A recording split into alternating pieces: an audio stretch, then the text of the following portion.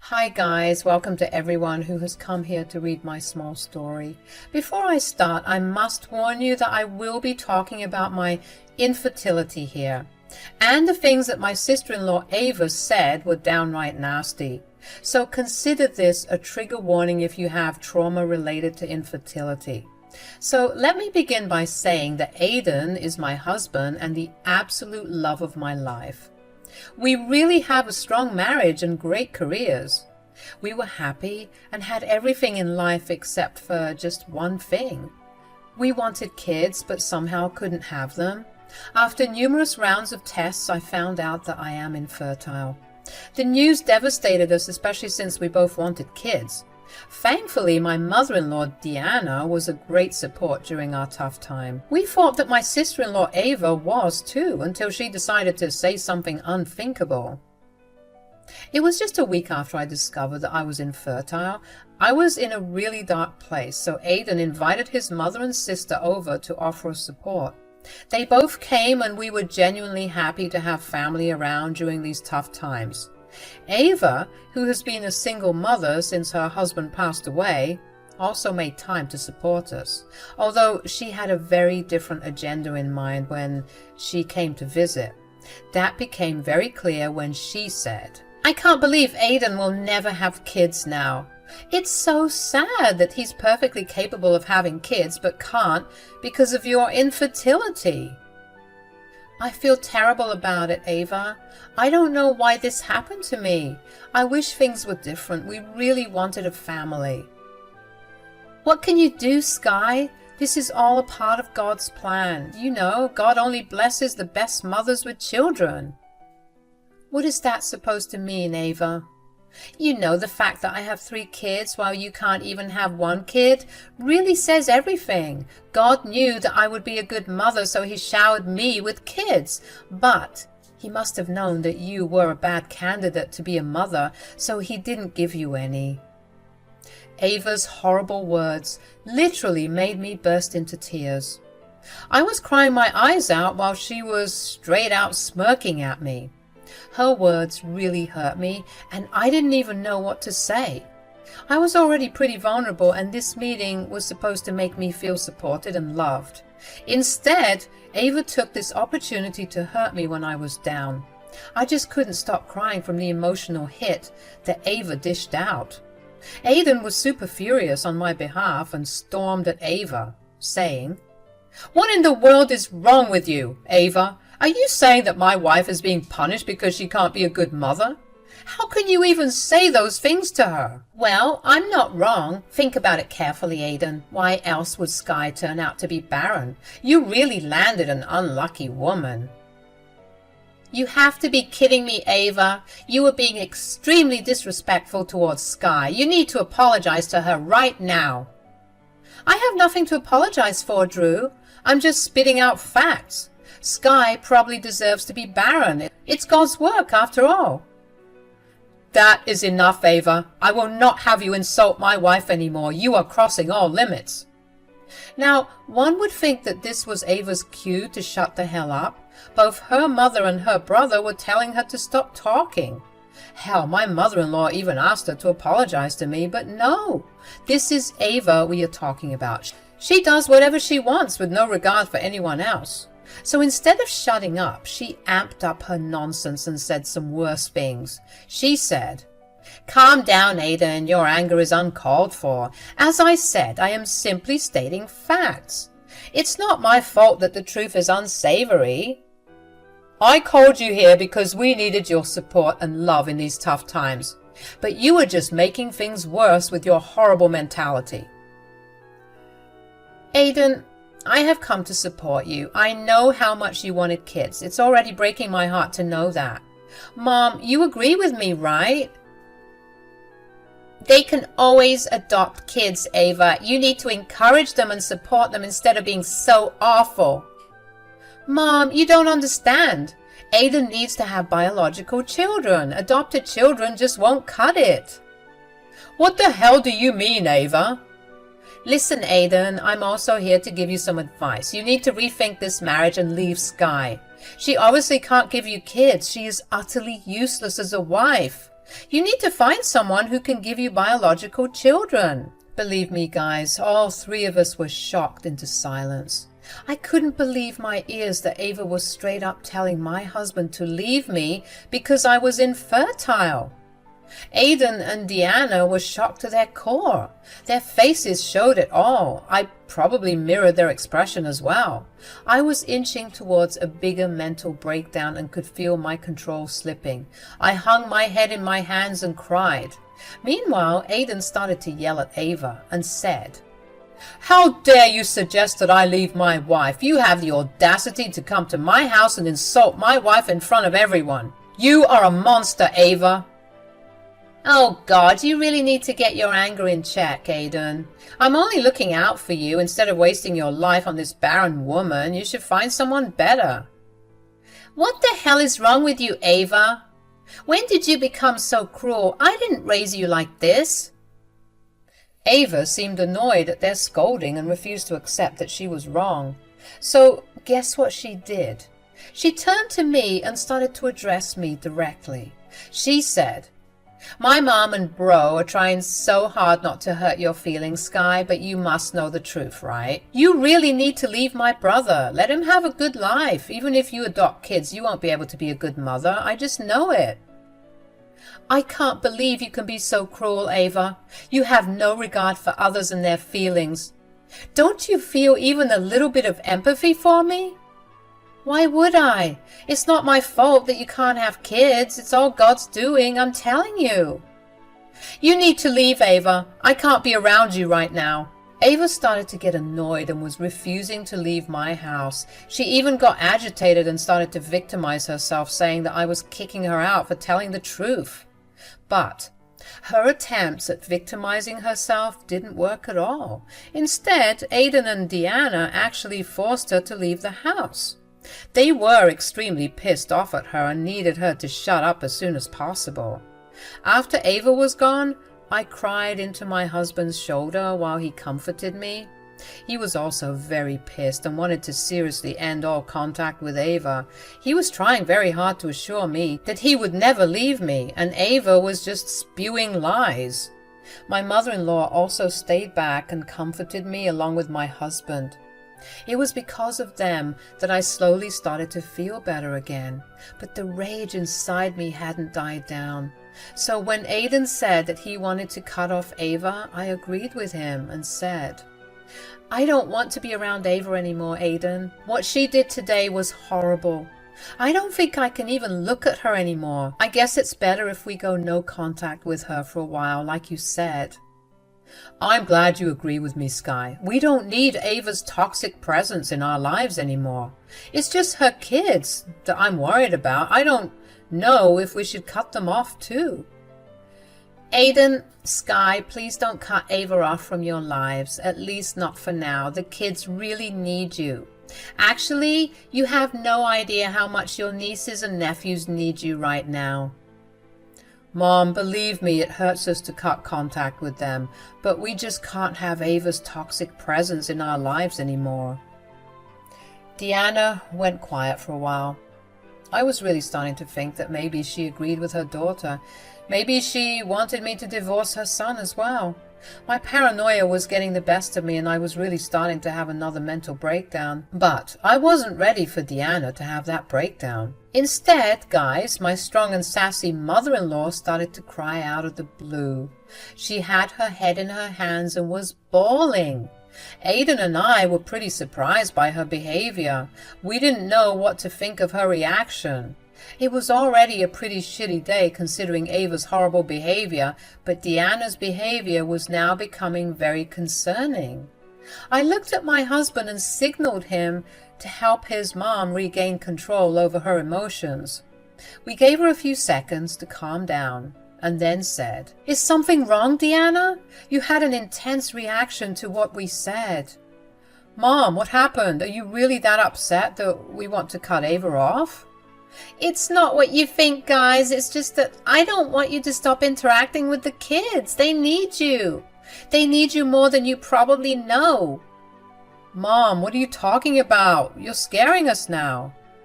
"Guys, there's something that I have been hiding from you. I should have talked about these a long time ago, but I had hoped Ava would change. But after the way she's behaved today, I can tell that she sees nothing wrong with herself. What happened, Deanna? You need to tell us. We will do whatever we can to help. Deanna looked at me with a very pained expression on her face. Her health was already declining, and she had been losing weight. We had noticed that she had been weary and sad for a couple of weeks, but we thought maybe it was because of her health. But now, looking into her eyes, I knew that her weariness was not because of her own health. She looked weary and a little scared. She said, "Sky, I need to apologize to you on behalf of my daughter. What she said wasn't true at all. I hope you know that. You're not a bad mother. In fact, I think you can be a great mom if you find it in your heart to adopt a child." Thank you for your kind words, Deanna. It means a lot to me. My daughter is also wrong about another thing. She is not the best mother. She is the complete opposite of that. I was ashamed to hear what she said. Mom, what's going on? Why are you calling Ava a bad mother? You sound very serious. Because it is serious, Aiden. I didn't want you to cut off Ava, not because I think she was right. I didn't want you to cut her off because I needed you two to keep an eye on the kids. Why, Deanna? What's wrong with the kids? Tell us right now. Ava has been physically abusing the kids and starving them as punishment. It's been going on for a while now. Aiden and I were completely shocked by this information. We simply couldn't comprehend the fact that Ava was being so cruel towards her own kids. Deanna's words sent a wave of shock through us. Aiden was open-mouthed when he stared at his mom while she cried. I got out of the shock first and said, "What are you talking about, Deanna? Are you sure this is the case? It's a little difficult for us to wrap our heads around this information."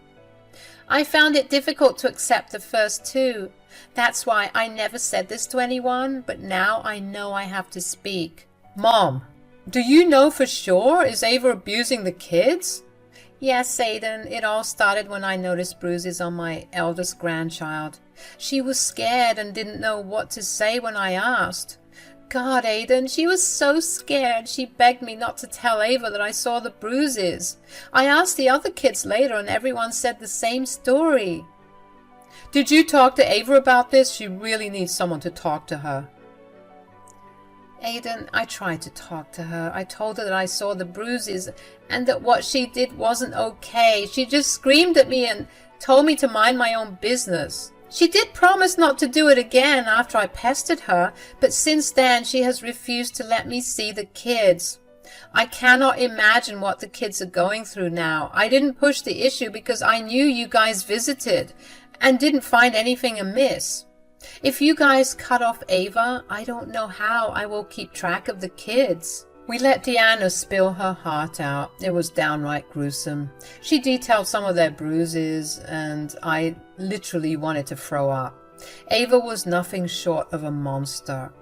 I was so mad with rage and worry that I wanted to go to her house and shake some sense into her. Aiden looked like a volcano about to burst. He looked at Deanna and said, "Why didn't you tell us sooner? Hell, we could have paid closer attention to the kids for signs of abuse." I'm so sorry, Aiden. You and Sky were stressed out about your fertility problems, and I didn't want to disturb you anymore. I guess I also didn't want to believe that my own daughter could be so heartless towards my grandchildren. You've done the right thing by telling us, Deanna. No matter what situation we are in, we will always be available for family. Please remember that, Deanna. Thanks for saying that, Sky. But how do we proceed from here? I don't want you two to go through Ava's verbal abuse, but I also don't want the kids to get isolated. Now, this was seriously a place for concern. We were stuck in a stalemate and didn't know what to do. Deanna was right. If we continued to stay in contact with Ava, we would have to tolerate her verbal abuse.